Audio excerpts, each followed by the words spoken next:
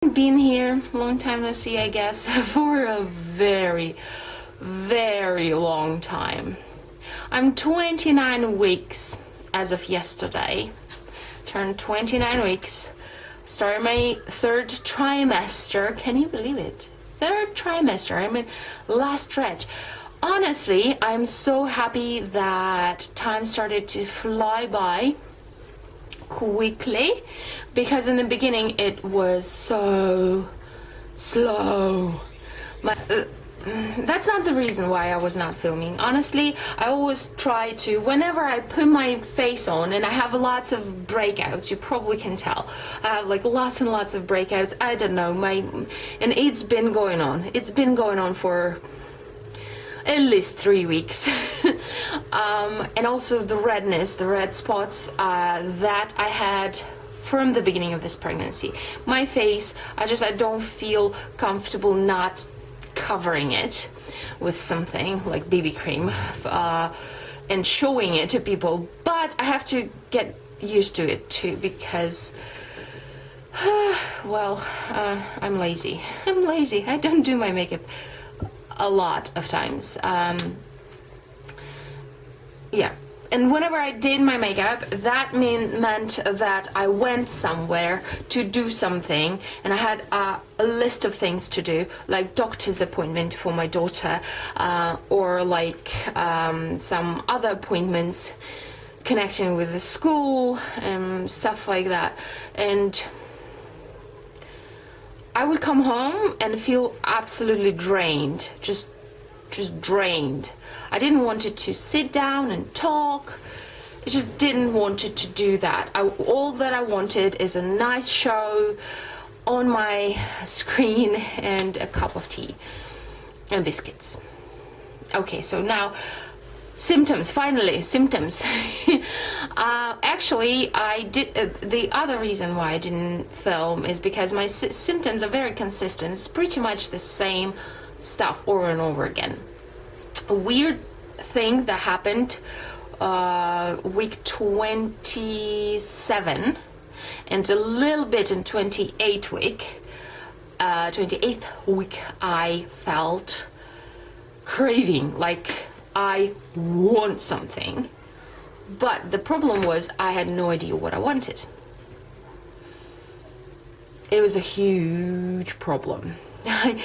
I tried to make a sandwich. I would do my favorite sandwich, and then I would sit down and eat it, and it was just awful, and it was not tasty, and it was not what I craved. And I tried to eat an apple. I tried so many things. So in that period, for like a week and a half, I was either super trooper hungry because I couldn't decide what to eat at all. I just couldn't, and I would go so hungry that I feel physically ill, and I start getting tremors, and then I kind of like, okay, you have to like eat a freaking banana and cook yourself something and make myself eat.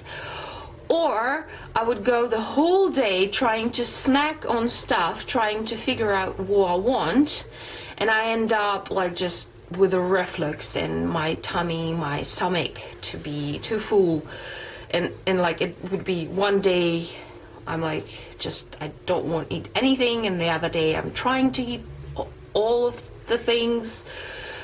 But hopefully it just went away. It's kind of just leveled out. I have no idea what I craved. I have no clue. At that point, my prenatals ran out. I ran out of my prenatals, and that's what I think was the reason. I still have like prenatals that my OBGYN gave me, but they just don't work. I feel like they don't work.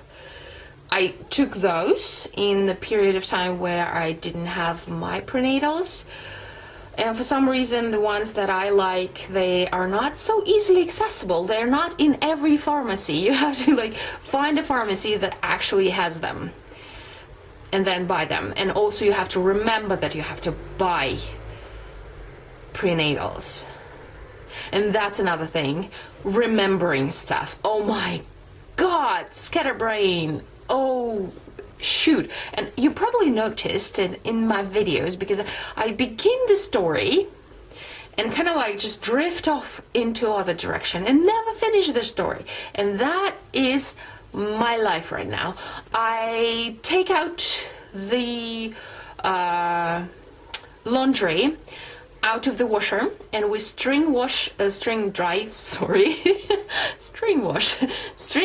our clothes. We don't have a dryer, so I put it in the bin, and I'm kind of like, okay, I need to go and like hang the stuff.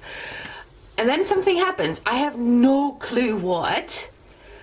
It can be, I don't know, cat scratched the door, something. I have no idea. And then in a couple of hours later, okay, maybe not a couple of hours, it may be the whole day sometimes.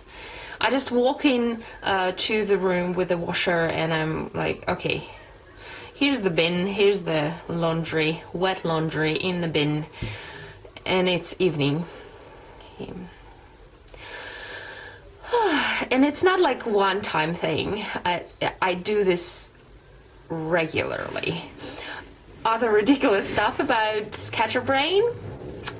Took my dog for a walk, came back home, started doing stuff, and then I kind of like went into the hole, and he's still sitting on a mat, on a doormat, and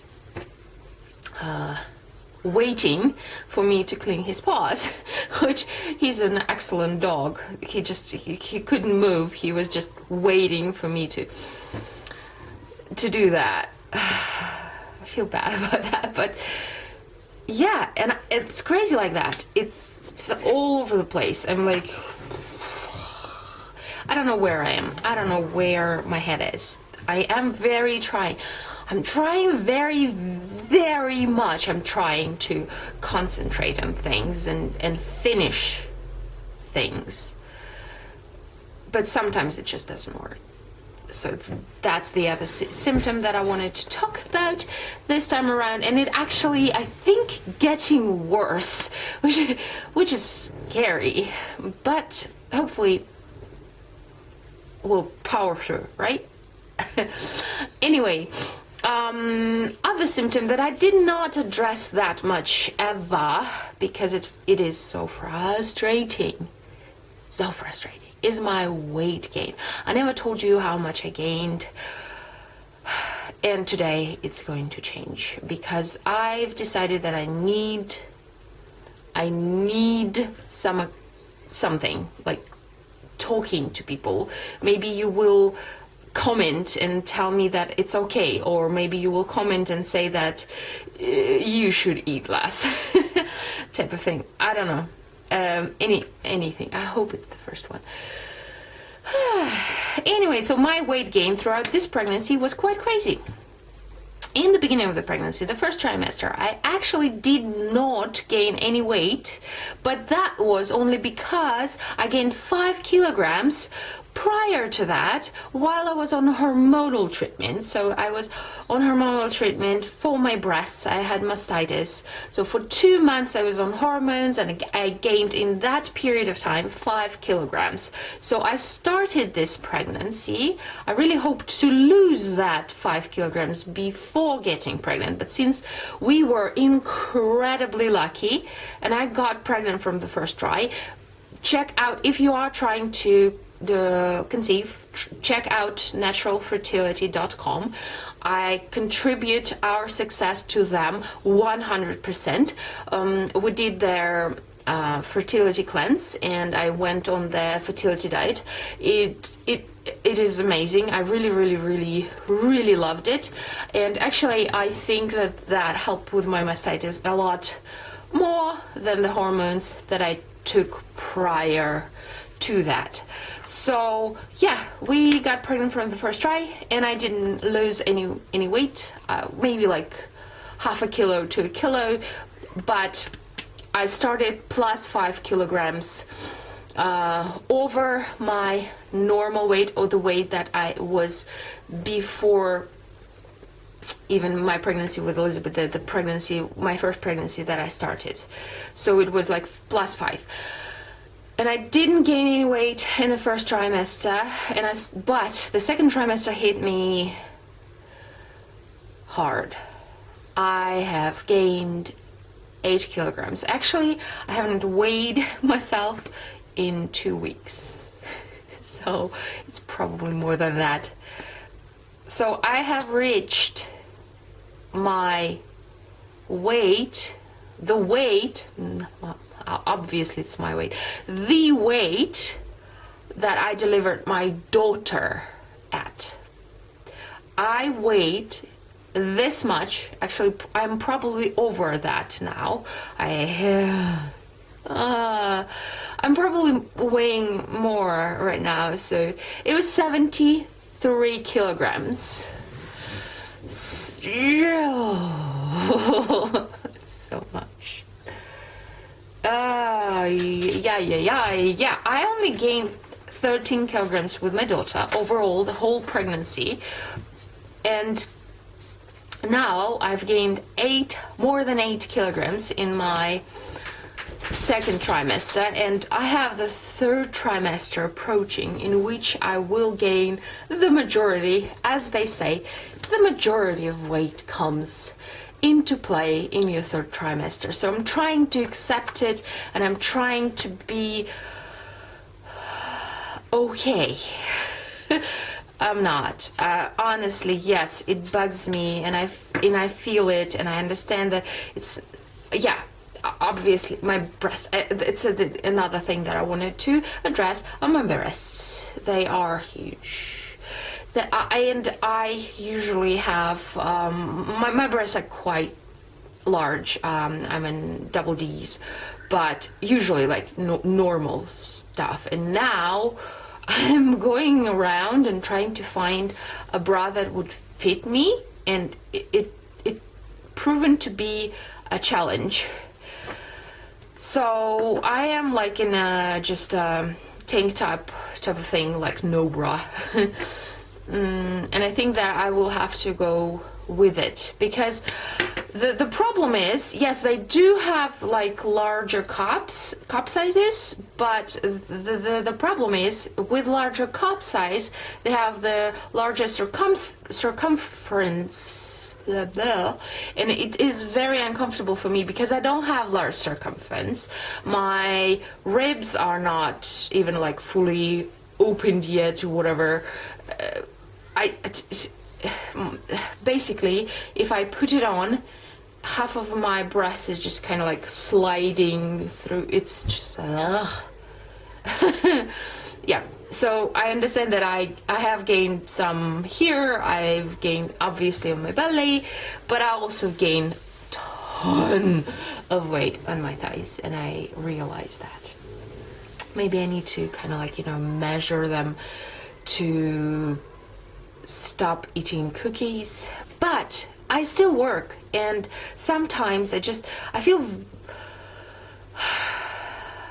I don't know, I just, it's easier. It's easier to grab a couple of cookies and have a cup of tea and kind of like go on with your day. And sometimes I don't even have time for any other things, like sitting down and eating like a good food. And I know those are all excuses, and I could easily just eat an apple instead of eating cookies, and that's my choice, and that's my fault. And anyway, I need to move on. So from this subject, because it's a rant. It's something that if I'm starting to think about and started to talk about, it just kind of mental state, scatterbrain. Yeah, talked about it. But also, I think that the hormones are kind of like flowing, and sometimes I feel really happy and really good, and sometimes I feel really down and really sad for no apparent reason. Sometimes I have reasons to be sad. When I have reasons, like obvious reason to be sad, then I'm like devastated. I'm like crushing down. That it is what it is, I think. Also, I told you guys, I feel like I'm not pregnant enough, and it was like those weeks ago, whatever, like 4 weeks ago. It's still there. It is still there. Now I'm kind of thinking, I thought maybe if I'm like enter the third trimester that I'm gonna start feeling that, like, hey, no, not yet. I still look at other pregnant ladies and I'm like, oh, wow, she's pregnant. Like, she is pregnant, and I feel like if I don't look down on my belly, I completely forget that I have it. I don't, like, not the baby. Yeah, I know, baby, awesome. We talk, he's very active at times. He has, like, periods where he's active and periods where he sleeps. He's a very scheduled baby. It's incredible. Elizabeth was not this way at all. He's very, very scheduled. Like, I wake up, we have a session of kind of like commuting with each other. Then he has some hiccups at around 10 to 11 o'clock in the morning. Then he has a little bit of stretching after he has his hiccups. And then around 4 o'clock he has a little bit of kind of like movement period, and then he has when I go to bed he has some more movements. Very scheduled baby. So I'm aware of the baby, I'm aware of the pregnancy, but I'm not aware of the belly, that I have an actual like belly that is like out. I feel very comfortable. I feel very, very blessed, feeling very comfortable with my belly. I'm kind of like, I don't feel restrictions so much. Like, I did adapt a new way of bending down. I need to spread my legs and kind of bend down this way in order to belly to fit in between my legs. I would not try to bend down with my thighs close together, but like I can sit down. Okay, so movements, obviously I have some my movements, I mean restrictions with my movements, like sitting down in a deep squat position, is uncomfortable, but still possible altogether. I don't know, I feel very blessed not to have lots and lots of issues with my movement. I still walk very straight. I can still walk quite quickly. I don't have to slow down.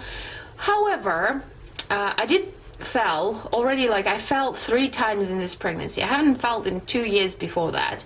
I fell down 3 times in this pregnancy. First time very, very early on, it was nothing and it didn't affect me in any way. Second time was, I think, the most traumatic for my body, because I landed on my knee that way that I think my pelvis is in balance right now, and my thigh, like I landed straight on my knee, like so, and it went up onto my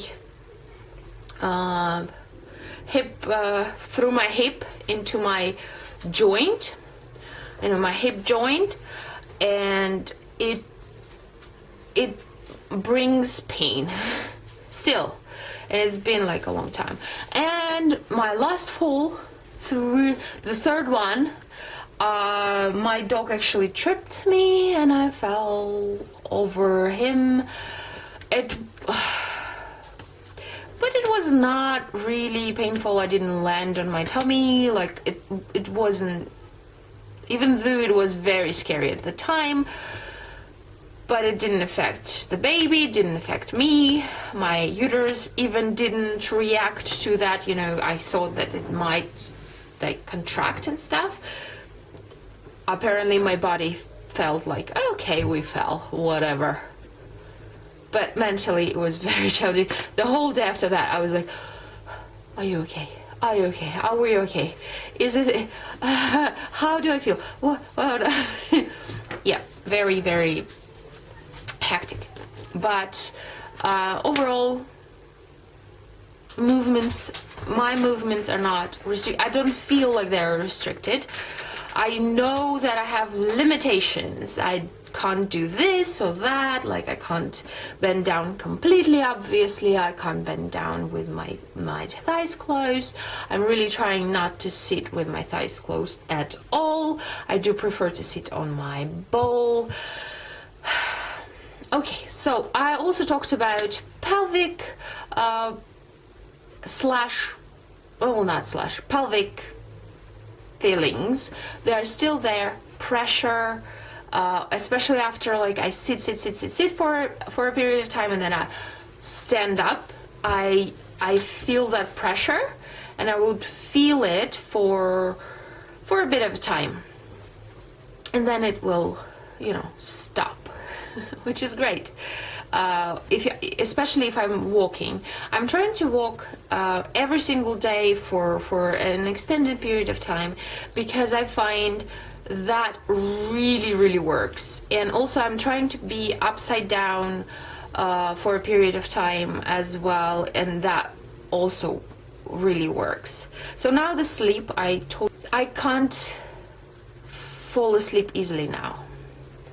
And I don't know why. I can't find, it's not like I'm extremely uncomfortable, like I lay down and I feel comfortable, but the itchiness strikes and I'm very itchy, or I just don't, like, I'm not uncomfortable to the point of wanting to change the position completely, but like my foot is uncomfortable or something and I have to move it, and I'm kind of like falling down asleep like this, like it's ridiculous. It is ridiculous. And also I find it extremely difficult to fall asleep on my left side.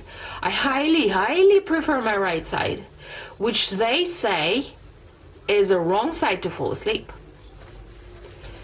And I do prefer my right side, and I don't know how I feel about it. Let me know, do you feel like it's a legitimate threat to sleep on your right side rather than your left, or it's not? And as long as you're comfortable on your right side, maybe that's the way to go. I'm not sure. I know they say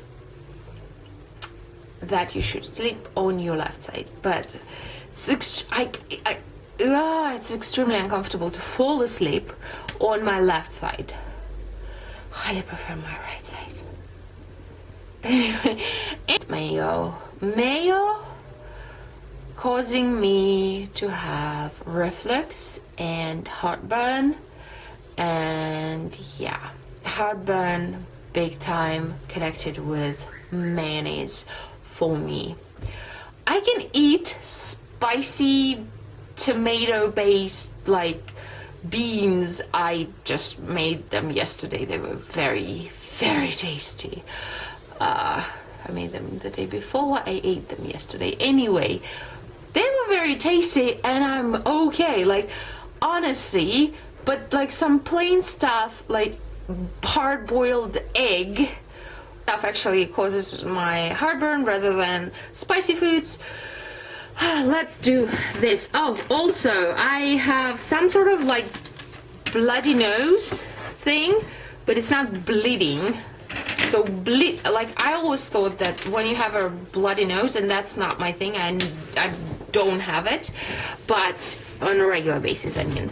But no, I feel stuffiness right here, and then I go and like blow my nose and it would be all bloody. not the mucus, or mucus with blood, but I don't have like blood dripping through my nose. So that's, I don't know what. Anyway, so here we go. Shirt on. Belly, 29 weeks. 29 weeks. Front side, I do have muffin top. These are so comfortable. They are not pregnancy, but they are so comfortable. They're way more comfortable than any pregnancy pants that I have right now. These leggings. Okay, so now let's measure the belly really quickly. The biggest part.